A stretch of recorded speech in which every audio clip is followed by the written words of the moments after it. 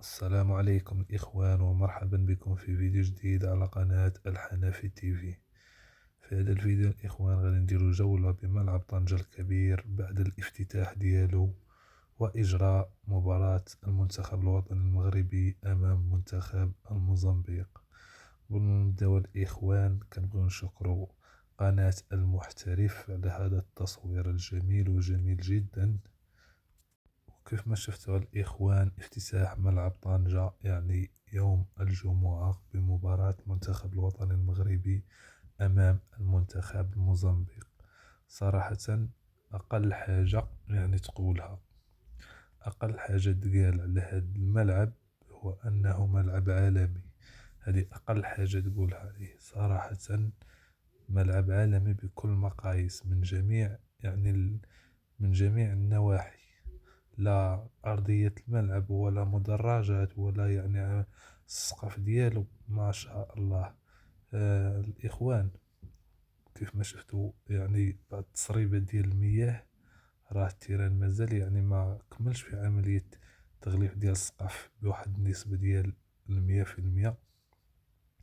لا هو الملعب البريد اللي حتى هو مازال ما كملش عملية التغليف ديال السقف ديالو، ما داروش له الربط النهائي. مازال فيهم بعض الرتوشات اللي قلال، وان شاء الله غادي يكون كل شيء جاهز وكل شيء واجد. وكيف ما كتشوفوا الاخوان، صراحة ارضية ملعب طنجة الكبير ما بين من بين احسن العشب بالملاعب العالمية.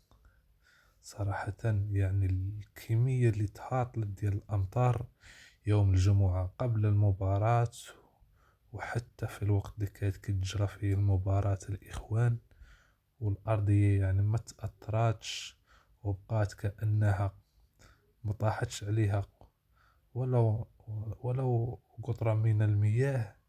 صراحة الإخوان، راه واحد الأرضية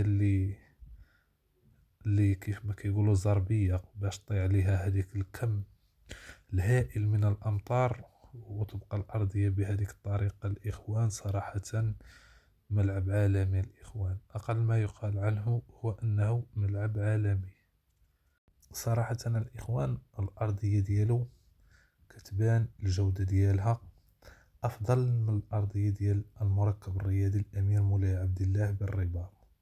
هذا واقع الإخوان، على الملاحظة اللي لاحظت أنا في المباراة ديال يوم الجمعة. صراحة الإخوان، راه واحد الأرضية في ملعب طنجة الكبير ما شاء الله. صراحة المنتخب السنغال في كأس إفريقيا، كل الظروف مواتية للمنتخب السنغالي للوصول إلى النهائي. صراحة الإخوان، الملاعب المغربية كاملة، الملعب مولاي الحسن ولا كذلك ملعب البريد، واحد الأرضية عندهم ما شاء الله تما. كيف شفتوا يوم الخميس في المباريات الملحق المؤهل إلى كأس العالم 2026، راه الأمطار اللي تهاطلت على مدينة الرباط في يوم الخميس في يوم المباراة، وكذلك في توقيت المباراة الإخوان، والأرضيات كذلك لم تأثر أي أرضية من الملاعب بجوج. صراحة الإخوان، راه ملاعب في المستوى العالي. خلاصة القول الإخوان، هاد كأس إفريقيا القادمة ببلادنا غادي تكون أحسن نسخة في تاريخ كأس إفريقيا، لا من ناحية الملاعب ولا من ناحية العشب ولا البنية التحتية. الإخوان كل الظروف مواتية باش تكون واحد النسخة استثنائية.